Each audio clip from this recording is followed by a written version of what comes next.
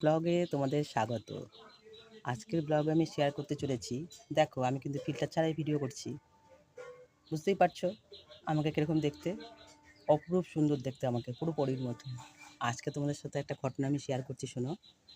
এই ইস্টবেঙ্গল মোহনবাগানের খেলা নিয়ে। কারণ তোমরা জানো বিশ্বকাপ খেলা চলছে, তাই জন্য এই ভিডিওটা করলাম। আমার কাকিমার এক কাকা ইস্টবেঙ্গল মাঠে খেলা দেখতে গেছিলো কলকাতায়। তোমাদের কি বলবো সেখানে কি ঘটেছিল। খেলার মাঠে নেমেছিল অন্ধকার, খুব মেঘ হয়েছিল, জানো তো।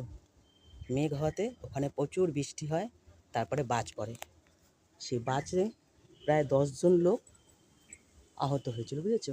সেই 10 জনের মধ্যে আমার কাকিমার কাকা ছিল। ঠিক আছে, তোমরা বুঝতে পারছো ব্যাপারটা কি বলছি। এখন কাকিমার কাকার গায়ে বাজের আগুন লেগেছিল। তার ফলে কি হয়েছিল, আমার কাকিমার কাকা উনি কিন্তু বাজের আগুনে ঝলসে গেছিল। সবাই ভেবেছিল হয়তো উনি বাঁচবেন না, কিন্তু ঠাকুরের একটু দয়া ছিল, তাই ওনাকে হসপিটালে ভর্তি করে ওনার ট্রিটমেন্ট করা হয়েছিল। উনি 1 বছর ট্রিটমেন্টে ছিল, 1 বছর। 1 বছর পর উনি আস্তে আস্তে সুস্থ হয়।